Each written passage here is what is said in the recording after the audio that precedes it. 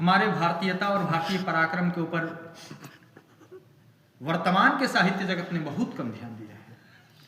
बहुत से उच्छृंखल लोगों को महत्वपूर्ण स्थान दिया गया और महत्वपूर्ण लोगों को फेंक दिया गया है। लेकिन उसी के बीच से एक निकल करके आता है हमारे महान प्रतापी एक योद्धा के, एक अश्व की कथा।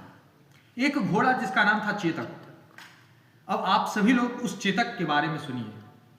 चेतक वही जिसके अंदर वास्तविक चेतना रहता। चेतना मतलब जागृति, जिंदा। कहा जाता है कि जब तक आंख उस राजा का न मुड़े, पुतली जब तक न मुड़े, तब तक वो मुड़ जाता था। उस चेतक की एक छोटी सी कहानी जिसमें उसके वीरता बताई गई, मैं आप लोगों के समक्ष रख रहा हूं, इसको सुनिए। ये क्या है? चेतक की वीरता।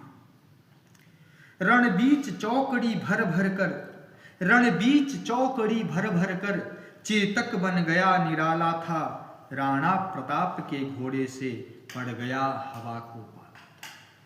राणा प्रताप के घोड़े से पड़ गया, हवा को पाला था। मतलब हवा को भी राणा प्रताप के घोड़ा चेतक से भय होने लगा था। कह रहे हैं कि रणबीच चौकड़ी भर भर कर, रणबीच, रण मतलब युद्ध भूमि, युद्ध भूमि में इतनी तेजी से दौड़ता था और सटीक जगह पे जाता था कि रणबीच चौकड़ी भर भर कर चेतक बन गया निराला था, राणा प्रताप के घोड़े से पड़ गया, हवा को पाला था। गिरता न कभी चेतक तन पर, राणा प्रताप का कोड़ा था। बाकी घोड़ों को मार मार करके दौड़ाया जाता है, लेकिन वो घोड़ा को मारना नहीं पड़ता था।